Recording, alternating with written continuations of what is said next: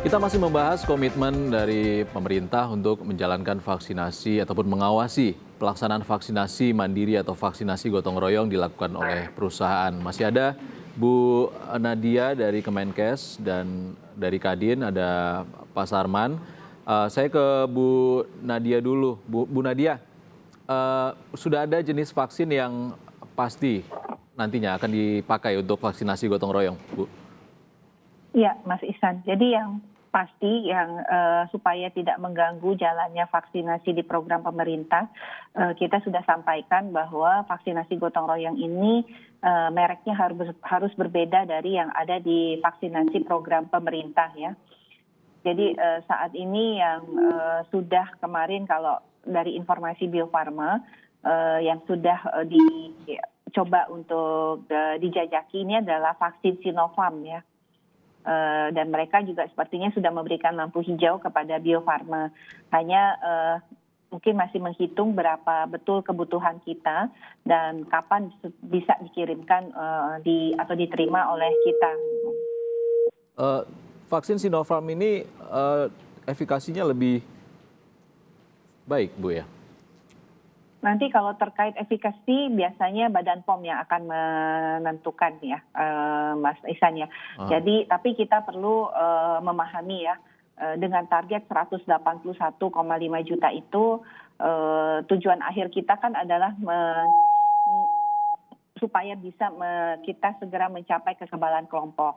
Dan kita tahu bahwa untuk mencapai kekebalan kelompok itu ada dua faktor. Yang pertama efikasi, yang kedua adalah cakupan. Nah, dengan kita menentukan cakupan ini harus 100%, tentunya juga dengan rekomendasi dari WHO bahwa minimal sebuah vaksin COVID-19 itu sudah baik kalau di atas 50%. Maka apapun juga jenis atau merek vaksin yang efikasinya di atas 50% itu sudah baik ya. Dan apalagi ditambah dengan target kita akan memvaksinasi 100%.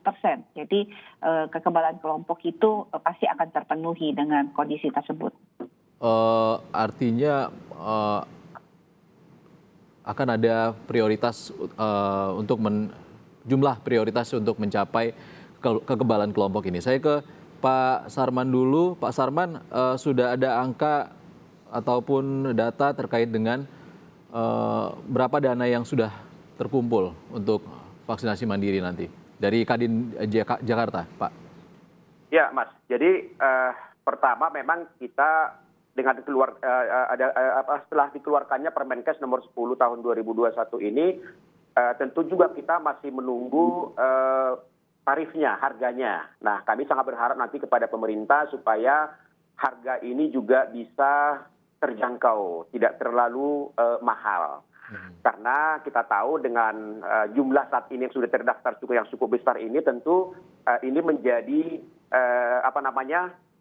daya tarik ya bagi perusahaan-perusahaan yang lain juga nanti untuk ikut lebih besar lagi. Ya, kemungkinan kedua tentu memang ini akan tergantung kepada perusahaan masing-masing. Karena anggaran ini adalah anggaran yang disiapkan oleh masing-masing korporasi atau perusahaan. Nah, tentu mereka nanti yang tahu berapa jumlah karyawan yang akan divaksin. Nah, kemudian juga nanti akan menunggu harga yang pasti daripada pemerintah, Mak Ihsan. Jadi artinya ini harus sejalan nantinya. Ketika nanti pemerintah sudah mengeluarkan harganya, baru nanti pengusaha juga akan melakukan hitung-hitungan berapa anggaran yang harus disiapkan untuk vaksinasi di lingkungan perusahaan masing-masing. Pak Sarman, berarti artinya belum ketahuan berapa total kebutuhan dari perusahaan di Kadin DKI, Pak ya?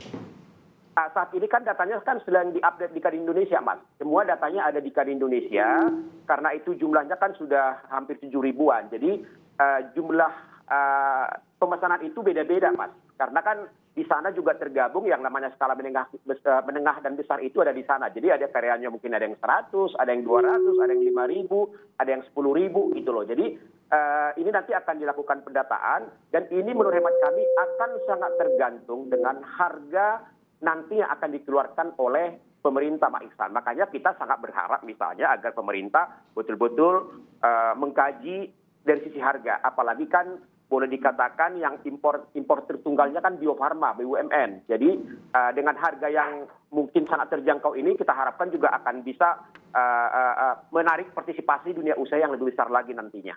Iya, Pak Sarman. Bu Nadia, komitmen DKI ataupun komitmen Kadin DKI untuk melakukan vaksinasi gotong royong nantinya secara gratis, bagaimana pemerintah mengawasi ini? Iya, tentunya sesuai dengan apa yang ada di Permenkes ini, seperti misalnya dipastikan ya bahwa nanti pemberian vaksinasi gotong royong ini betul-betul untuk seluruh karyawan ya, jadi bukan hanya sebagian dari karyawan ataupun orang-orang tertentu. Jadi betul-betul pelaksanaan vaksinasi gotong royong ini seperti yang kita lakukan mulai vaksinasi pemerintah, artinya betul-betul sebuah perusahaan akan mendapatkan vaksinasi yang artinya klaster perusahaan tersebut sudah tervaksinasi semua, sehingga memang akan terbentuk kekebalan kelompok minimal di dalam satu klaster ataupun satu perusahaan tersebut. Nah, nanti tentunya ini yang kita harapkan dan kita akan sama-sama ya mengawasinya. Dan kalaupun nanti ada hal-hal yang mungkin terjadi, tentunya ada jalur-jalur ya untuk pengaduan-pengaduan terkait mungkin hal-hal yang mungkin misalnya tadi harusnya dibebankan atau kepada perusahaan ya, sehingga memang karyawan, karyawati ataupun keluarga itu tidak boleh dipungut bayaran. Nah, ini tentunya yang harus kita lakukan pengawasan secara bersama. Ya, jadi kira-kira kapan Bu vaksin gotong royong ini terrealisasi? Ya, kalau melihat perkembangan dan situasi ya, karena kan nanti ini masih dalam tahap negosiasi juga Bio Farma kepada mungkin salah satunya Sinopharm, dan kita belum juga mendapatkan jumlah berapa yang akan bisa disediakan oleh Sinopharm berdasarkan tentunya rencana kebutuhan kita. Dan selain itu masih ada beberapa regulasi yang harus kita tetapkan, misalnya terkait batas atas tarif, dan juga vaksin ini harus mendapatkan izin edar dari Badan POM yang tentunya akan membutuhkan waktu juga untuk prosesnya. Jadi kemungkinan ini akan kita lakukan bersamaan dengan pemberian vaksinasi kepada tahapan ketiga, yaitu kelompok masyarakat lainnya. Ya, tentunya kita juga berharap vaksinasi gotong royong ini nanti tidak akan mengganggu pelaksanaan vaksin gratis oleh pemerintah. Sebagai closing statement dari dua narasumber, saya akan bertanya soal bagaimana nantinya ataupun pesan yang bisa disampaikan kepada perusahaan atau pihak swasta yang harus melakukan vaksinasi secara mandiri atau gotong royong, apa yang bisa disampaikan untuk persiapan dan juga terkait mekanisme detail pemberian vaksinasi kepada karyawan ini. Silakan, saya ke Pak Sarman dulu.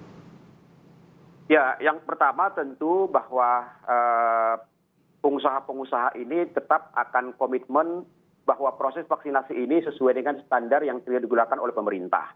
Misalnya dari sisi kesehatannya lah, dari sisi fasilitas, kemudian juga fasilitas kesehatan yang memiliki standar, itu akan kita ikuti semuanya. Jadi harapan kami memang bahwa dalam proses ini bisa berjalan dengan lancar semuanya, dan partisipasi dunia usaha ini sangat tinggi. Yang jelas ini menepis juga bahwa vaksinasi mandiri ini tidak akan pernah mengganggu daripada program pemerintah. Bahkan kami adalah kelompok pengusaha yang membantu pemerintah agar kita cepat lepas daripada COVID-19 ini. Untuk itu, ya kami dari Kadin DKI Jakarta dan juga Kadin Indonesia menghimbau dan mengajak kepada seluruh pengusaha-pengusaha di seluruh Indonesia, bukan hanya di Jakarta, mari kita sukseskan vaksinasi gotong royong dari kita, oleh kita, untuk masa depan ekonomi kita bersama. Baik, Pak Sarman, saya ke Bu Nadia, seperti apa Bu pesannya Bu? Iya, jadi saya yakin ya dengan niat baik dari khususnya dunia usaha untuk kita keluar dari pandemi COVID-19 yang artinya kita akan mengawal bersama pelaksanaan vaksinasi gotong royong ini sesuai tentunya niat awal kita adalah dukungan daripada dunia usaha untuk mempercepat dan lebih banyak yang mendapatkan vaksinasi sehingga kita bisa semakin cepat menekan laju penularan dan akhirnya keluar dari pandemi COVID-19 dan kita bisa kembali tentunya pulih dan ekonomi kita bangkit. Baik, percepatan herd immunity tentu saja kita harapkan semakin lebih cepat realisasi, begitu juga dengan pelaksanaan vaksin gotong royong atau vaksin mandiri dan juga vaksin gratis dari pemerintah agar keadilan tetap tercapai juga. Terima kasih Bapak Sarman Simanjorang dari Kadin DKI Jakarta dan Bu Siti Nadia Tarmizi dari Kementerian Kesehatan. Sehat-sehat Pak, Bu.